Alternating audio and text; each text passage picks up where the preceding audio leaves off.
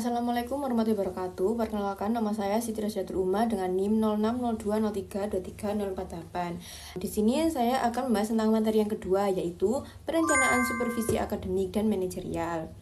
Nah, kali ini ada 6 poin pembahasan utama. Yang pertama, kebutuhan supervisi. Yang kedua, perumusan tujuan dan sasaran supervisi. Yang ketiga, penyusunan rencana kerja supervisi, prota dan prosem. Yang keempat, instrumen supervisi akademik dan manajerial. Yang kelima, penentuan prioritas dan skala kebutuhan supervisi. Dan yang terakhir, ada standar dan indikator kinerja lembaga pendidikan Islam. Pembahasan yang pertama, kebutuhan supervisi. Supervisi dibutuhkan untuk apa sih? Nah, supervisi itu dibutuhkan untuk mengidentifikasi area yang perlu pembinaan, seperti kualitas guru, efektivitas pembelajaran, serta integritas nilai Islam dalam pengajaran. Langkah awalnya meliputi pengumpulan data, analisis kesenjangan, dan penentuan prioritas. Kebutuhan supervisi juga mencakup pertama, peningkatan profesionalisme guru, efektivitas dan efisiensi pembelajaran, pengembangan inovasi mengajar, adaptasi teknologi digital, dan penguatan 4 kompetensi guru, yaitu yang pertama, pedagogi, kepribadian, sosial, dan profesional. Nah, pembahasan kedua mau bahas apa sih? Nah, kita mau bahas perumusan tujuan dan sasaran supervisi. Tujuan supervisi adalah membantu guru untuk meningkatkan kualitas pembelajaran serta pembinaan dan pendampingan profesional. Supervisor berperan sebagai konsultan, pembimbing, dan penilai dalam proses pengajaran. Beberapa sasaran utama supervisi pendidikan meliputi 1. Mengembangkan kompetensi profesional guru. 2. Membantu mengembangkan kurikulum dan RPP. 3. Pembimbing penelitian tindakan kelas. 4. Mengoptimalkan pengelolaan kelas. Dan yang terakhir apa? Meningkatkan motivasi dan tanggung jawab guru terhadap tugas pendidikannya.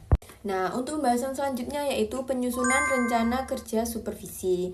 Rencana kerja supervisi terdiri dari program tahunan atau prota dan program semester atau prosem.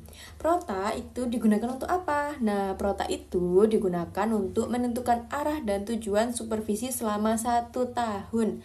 Sementara untuk prosem menjadi rincian pelaksanaan supervisi pada setiap semesternya.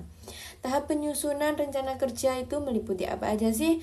Nah, ada 4 langkah atau tahapan. Yang pertama ada menentukan lingkup supervisi, kedua menetapkan jadwal pelaksanaan, ketiga menentukan sumber daya yang dibutuhkan. Nah, yang keempat menyusun instrumen supervisi yang sesuai dengan kebutuhan sekolah.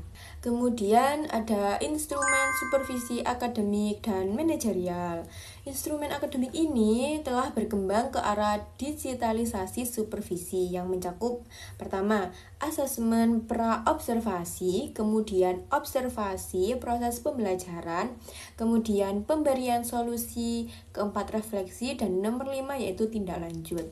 Sementara itu, supervisi manajerial menilai efektivitas pengelolaan sekolah. Contohnya, INPSIM atau instrumen supervisi berbasis website yang memudahkan pengawasan dan evaluasi kepala sekolah secara digital, transparan, dan akuntabel. Kemudian penentuan prioritas dan skala kebutuhan supervisi. Penentuan prioritas dilakukan agar supervisi lebih fokus dan efisien. Caranya melalui evaluasi diri madrasah atau EDM yang membantu mengidentifikasi kekuatan dan kelemahan lembaga. Kemudian hasil EDM itu digunakan untuk menentukan kegiatan supervisi yang paling mendesak, sehingga program yang dijalankan itu benar-benar relevan dan berdampak langsung terhadap peningkatan mutu guru dan sekolah. Dan pembahasan terakhir adalah standar dan indikator kinerja lembaga pendidikan Islam. Standar kinerja menjadi pedoman untuk mengukur efisiensi dan kualitas lembaga pendidikan. Prinsipnya berlandaskan nilai-nilai Islam seperti amanah, adil, musyawarah, dan berakhlak mulia.